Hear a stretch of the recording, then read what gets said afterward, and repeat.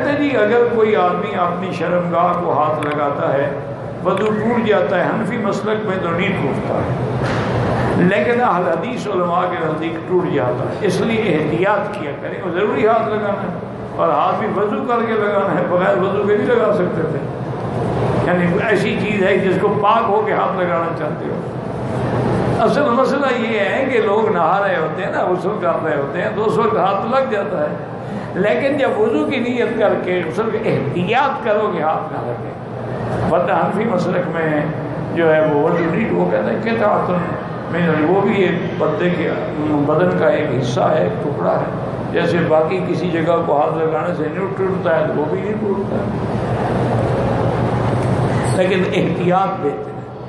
اب دیکھیں نا شافعی مسلک میں اگر عورت کا ہاتھ یا مرد کا ہاتھ عورت کو لگ جائے وضو ٹوٹ جاتا ہے۔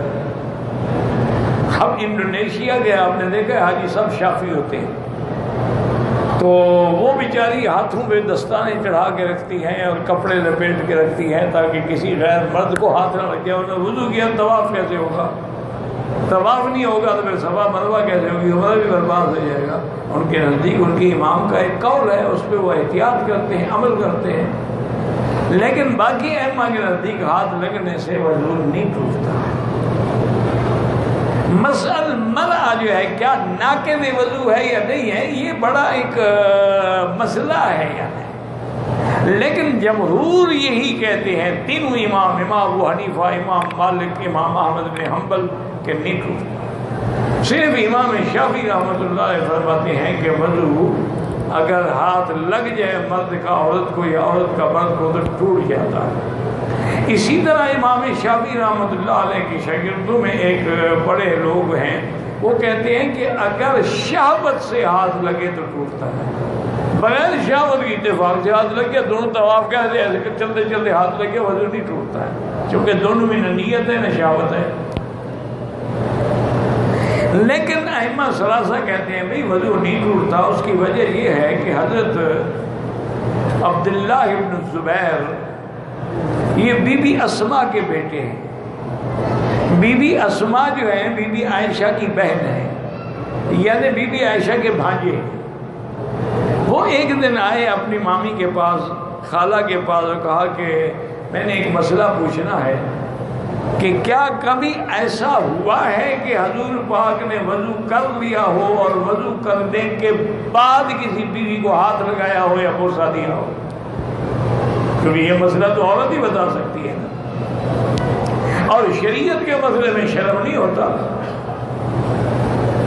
تو بی بی عائشہ رضی اللہ تعالی نے فرمایا کہ کانا یقبل بعض نسائہ، کبھی کبھی حضور وضو کے بعد کسی بیوی کو بوسہ بھی دیتے تھے۔ اس کے بعد عبداللہ بن زبیر ہنس پڑے، انہوں نے کہا اور کون سی بیوی ہوگی؟ تم ہی ہوگی، اپنا نام کیوں نہیں لیتی ہو کسی بیوی کو؟ تو اللہ کہتا عائشہ، بی بی عائشہ بھی ہنس پڑی۔ تو بہرحال اس حدیث سے استدلال ہوا کہ ہاتھ لگانا تو بڑی بات ہے، وضو کے بعد اگر کسی نے اپنی بیوی کو بوسہ بھی دے دیا تو وضو نہیں ٹوٹتا، ویسے کچا نہ ہو کہ بوسہ دینے سے ٹوٹ جاتا ہو، ایسے ہی لوگ ہوتے ہیں نا ماشاءاللہ۔